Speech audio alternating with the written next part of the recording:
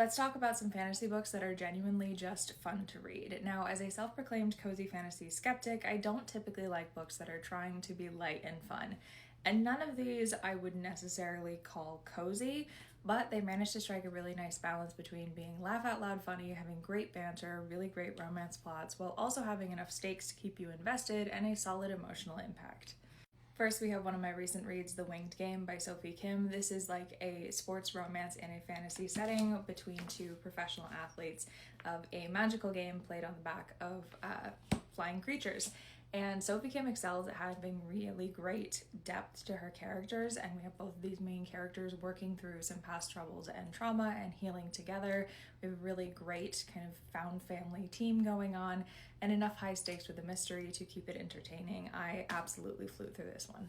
One that I would kind of recommend in tandem with The Winged Game is An Entanglement of Rival Wizards, which is like a almost rom-com in a contemporary D&D inspired fantasy setting in which we have two rival academics who are forced to work together on a grant project, and they absolutely hate each other, and then they get to know each other better and they realize that the hate might not be completely warranted, and it was so much fun and had great healing plots. Remember, I said fun, not cozy, because Voidwalker does in fact have immortal carnivorous monsters.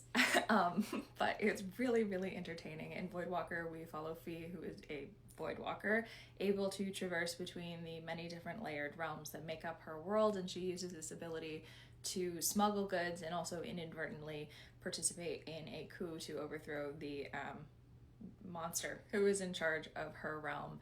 And it turns out that that monster might not have actually been too bad, and he might be a lot better than the option that has taken his place, and so she finds herself reluctantly teaming up with him, and there's great banter and a really high tension romance.